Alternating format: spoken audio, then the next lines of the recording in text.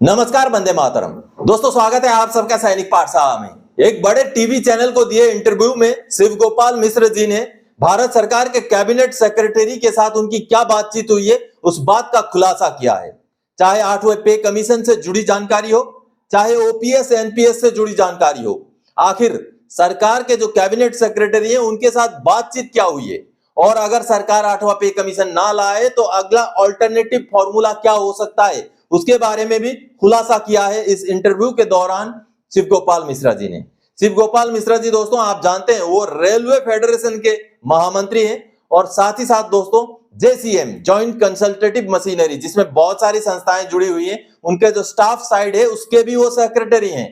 तो ऐसे में उनका ये इंटरव्यू, उनके ये बयान बहुत मायने रखते हैं दोस्तों। और चूंकि 23 जुलाई 2024 को बजट सबमिट होना है, मोदी 3.0 सरकार का पहला पूर्ण बजट आना है, तो ऐसे में उससे पहले पहले शिव गोपाल मिश्र जी का यह इंटरव्यू बहुत महत्वपूर्ण है। और साथ ही साथ दोस्तों OROP3 का क्या पीआईबी का टेबल 1 जुलाई 2024 के पेंशन के साथ पहले ही जारी हो गया था, इसके बारे में भी आज के इस वीडियो में बात करेंगे दोस्तों, जैसे आप बोर्ड पर देख पा रहे हैं। तो चलिए आगे बढ़ते हैं। आगे बढ़ने से पहले दोस्तों मेरा हमेशा की तरह आप सबसे आग्रह है, अगर सैनिक पाठशाला चैनल का वीडियो आप पहली बार देख रहे हैं या अभी तक चैनल को सब्सक्राइब नहीं किया है, तो चैनल के साथ जुड़े रहने के लिए, इसका हिस्सा बने रहने के लिए और आपसे जुड़ी हुई भरोसेमंद जानकारियों को पाते रहने के लिए चैनल को सब्सक्राइब जरूर करें।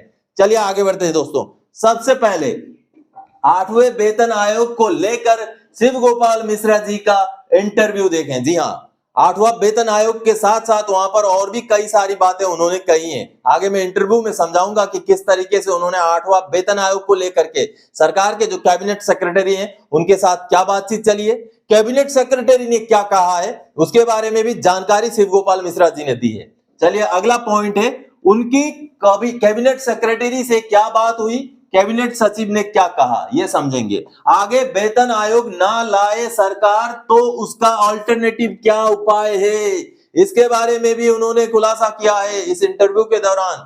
चलिए वो भी बताएंगे। पेंशन सुधार को लेकर 15 जुलाई को क्या बात हुई, खुद उन्हीं के जुबानी सुनिए। जी हां, आपको उन्हीं के जुबानी सुनाऊंगा कि 15 जुलाई को जो भारत सरकार के जो वित्त सचिव थे उनके साथ भी उनकी बातचीत हुई थी, साथ ही साथ कैबिनेट सेक्रेटरी के साथ भी बातचीत हुई थी। तो पूरा बातचीत में जो 8वां पे कमीशन को लेकर के क्या बात थी, ओपीएस एनपीएस को लेकर के क्या बात थी, उसको पहले सुन लेते हैं। चलिए सुन। वित्त मंत्री निर्मला सीतारमण 23 जुलाई को बजट पेश करेंगी और इससे पहले 8वें वेतन आयोग के गठन की मांग तेज हो रही है। मेरे साथ शिव गोपाल मिश्रा हैं जो जनरल सेक्रेटरी हैं all India railway men's federation के, जो सबसे बड़ी संस्था है रेलवे कर्मचारियों की, और इन्होंने इस बारे में कैबिनेट सचिव के साथ एक महत्वपूर्ण बैठक भी की है। आप मिले हैं कैबिनेट सचिव से, क्या मांग आपने रखी उनके सामने? हमने उनसे कहा है कि अब 8 साल से ज़्यादा हो गए हैं और जो भी पे कमीशन आता है वो 1-2 साल घूमने फिरने में, अध्ययन करने में, मेमोरेंडम लेने में, चीज़ों को समझने में लगाता है।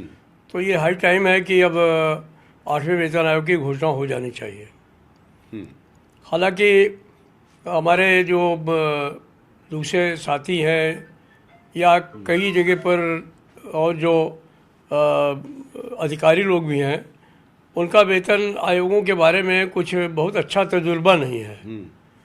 हमारा भी कई हद तक तजुर्बा ऐसा ही है। जैसे पहले वेतन आयोग का जो आया वो काफ़ी कर्मचारियों में उसकी सराहना हुई, लेकिन दूसरा वेतन आयोग आया तो उसने जो है वो जो पहले वेतन आयोग में मिला था उसको भी छीनने का काम किया।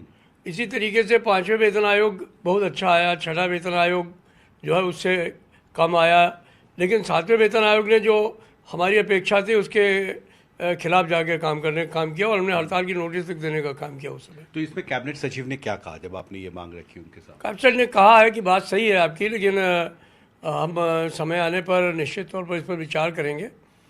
लेकिन ये भी सोचना चाहिए कि हम इसके अलावा भी कोई तरीका हो सकता है। हमने कहा बहुत अच्छा तरीका हो सकता है, क्योंकि 7वें वेतन आयोग ने कहा था कि जब 50% ये बढ़ जाए तो मैट्रिक्स को बदल दो, मल्टीप्लाइंग फैक्टर चेंज कर दो।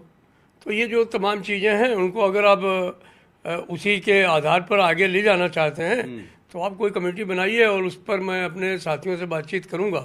जो जेसीएम में हमारे साथी हैं दूसरे रेलवे के साथी हैं या डिफेंस के साथी हैं, कन्फेडरेशन के साथी हैं, तो उन सबसे बात करके और हम उस मशीनरी से बात कर सकते हैं। हमने एक बार ये बात भी की थी कि वेज रिव्यू कमेटी बनाइए आप, ताकि 6 महीने में रिपोर्ट आए और लागू हो जाए। एक और मांग भी है आपकी कि जो पुरानी पेंशन व्यवस्था है उसे बहाल की जाए। एक कमेटी, एक हाई लेवल कमेटी का ऐलान भी वित्त मंत्री ने किया था, वो कमेटी एग्जामिन कर रही है इस इशू को। क्या इस पर भी कोई प्रोग्रेस है? क्या हम मान सकते हैं कि बजट में भी इसको लेकर कोई ऐलान हो सकता है? ये सही है कि जो कमेटी है उसने अपने जो उनका कार्यकाल था उसके दौरान हम लोगों से 2 मीटिंगें पहले भी की थी। हमने उनको लिख करके भी अपना मांग पत्र दिया था और अभी भी उन्होंने 15 तारीख को इसी महीने में मीटिंग की थी। तो हमारे लोगों की एक ही मांग है कि जो तनख्वाह है उसका 50% जो है वो हमको पेंशन दी जाए और उसके ऊपर हमको डियरनेस रिलीफ मिले। मुझे आशा है कि कमेटी जो है वो इस बात को सरकार तक पहुंचाएगी और मुझे लगता है कि सरकार भी इस बारे में कुछ सहिष्णु जरूर होगी और इस बजट में उसका ऐलान करने का काम करेगी। तो आप सबने अभी जो देखा दोस्तों कि जब बजट आएगा तभी हमें पता चलेगा कि 8वां पे कमीशन सरकार बैठाएगी या नहीं बैठाएगी।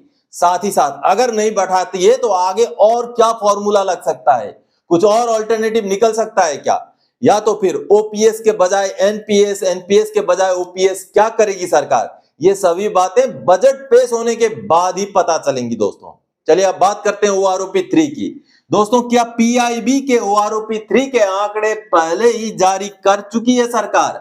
यह सवाल खड़ा हो रहा है क्योंकि दोस्तों जो पीआईबी के आंकड़े ओआरओपी 2 में जारी किए गए थे वहां पर एक एडिशनल कॉलम था पहले, उसके बाद उसको हटा दिया गया था बेशक, लेकिन एक एडिशनल कॉलम था जिसमें 1 जुलाई 2021 का पेंशन दिखाया गया था।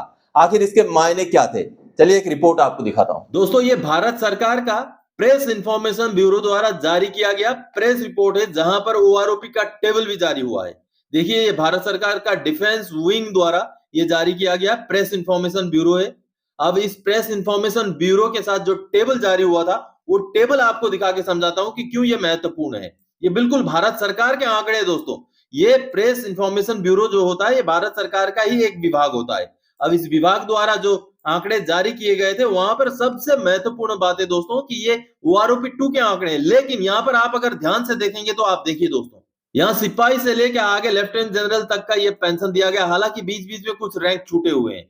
और ये देखिए 1 जनवरी 2016 यानी कि 7वें पे कमीशन का पेंशन कितना था वो यहाँ दिखाया गया है।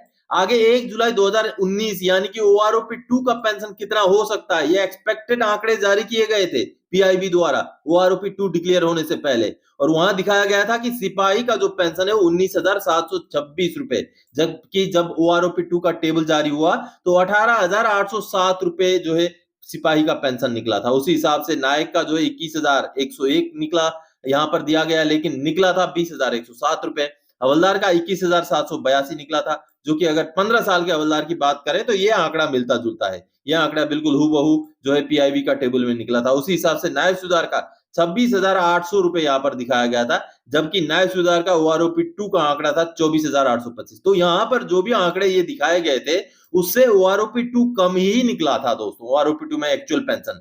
लेकिन यहाँ पर सबसे बड़ा सवाल तब पैदा हो गया था जब यहाँ पर एक और कॉलम था जो कि 1 जुलाई 2021 का पेंशन को दिखा रहा था। हालांकि पीआईबी के इस टेबल को बाद में हटा दिया गया था, बाद में दूसरा टेबल जारी किया गया था जहां से ये वाला कॉलम जो जुलाई 2021 वाला ये वाला कॉलम है, इस कॉलम को हटा दिया गया था। लेकिन जब इनिशियली पीआईबी का रिपोर्ट आया था ये कॉलम था वहां पर, तो क्या ये कॉलम 1 जुलाई 2021 ना होकर 1 जुलाई 2024 का सरकार उसी समय दिखाना चाहती थी? इस बात पे सवाल है, लेकिन मैं इस बात से इत्तेफाक नहीं रखता हूं दोस्तों, क्योंकि ये जो पीआईबी का रिपोर्ट जारी हुआ था वो जारी हुआ था 23 दिसंबर 2022 में, यानी कि ओआरओपी 2 के टेबल निकलने से भी पहले। तो 23 दिसंबर 2022 में 2023 के पेंशनर का पेंशन को लेके ओआरओपी 3 का पेंशन कैसे यहां निकल सकता है, कैसे ये 1 जुलाई 2024 का पेंशन हो सकता है? लेकिन अगर आप ध्यान देंगे तो ओआरओपी 3 में जो पेंशन आने वाले समय में जो दी जाने वाली है ओआरओपी 3 के हिसाब से कहीं ना कहीं उसके साथ मिलते जुलते आंकड़े दिख रहे हैं दोस्तों। आप देखिए, अगर हम सिपाही 17 साल वाले की बात करें जिनको एमएससीपी वगैरह ना मिला हुआ हो तो उनको 18,807 रुपए मिल रहा है। लेकिन अब इस टेबल में 20,394 दिखाया गया है। हालांकि 20,394 पहुंचना तो अभी भी मुश्किल है।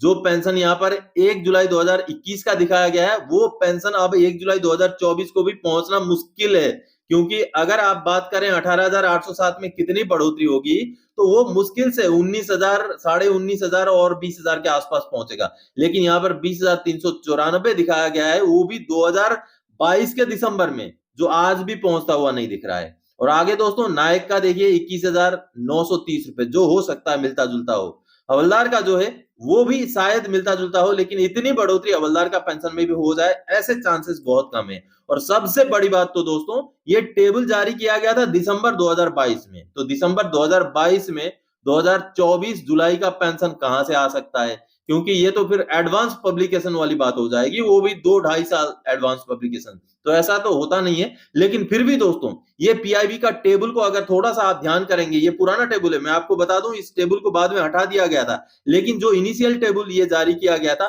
उसमें ये वाला जो कॉलम था, जिसमें 1 जुलाई 2021 का जो पेंशन दिखाया गया था, वो कहीं ना कहीं ओआरओपी 3 में कुछ हद तक मिलते हुए आंकड़े दिख रहे हैं दोस्तों।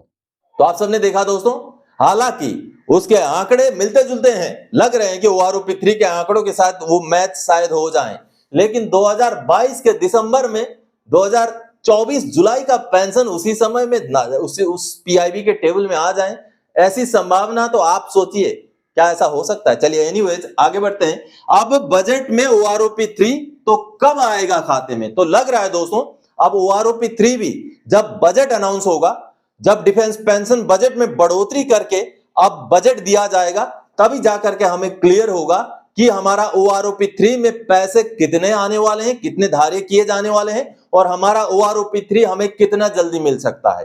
तो अब जुलाई महीने में ओआरओपी 3 मिलने के जो चांसेस हैं, वो धूमिल होते चले जा रहे हैं दिन ब दिन, क्योंकि बजट होगा 23 जुलाई को। 23-24 जुलाई को जब क्लियर होगा कि बजट में अगर मान लीजिए ओआरओपी 3 के पैसे धार्य कर भी दिए जाते हैं, फिर भी तब तक हमारा जुलाई महीने का पेंशन का शायद मैसेज भी निकल चुका होगा। लेकिन अगर चाहे तो सरकार उसको बदल सकती है, स्पर्श के द्वारा उसको बदला भी जा सकता है, लेकिन फिर भी जुलाई के महीने में ओआरओपी 3 मिलने के चांसेस अब कम होते जा रहे हैं। तो अगर बजट में ओआरओपी 3 का क्लैरिफाई हो जाता है, क्लियर हो जाता है, तो अगस्त के महीने से हमें हमारा ओआरओपी 3 का बढ़ा हुआ पेंशन मिलने के पूरे चांसेस होंगे दोस्तों। तो दोस्तों, आज के इस वीडियो में इन्हीं जानकारियों के साथ आया था। आगे और कोई जानकारी था कि आपसे सरोकार रखने वाला विषय लेके मैं फिर से हाजिर हो जाऊंगा। तब तक के लिए जय हिंद दोस्तों।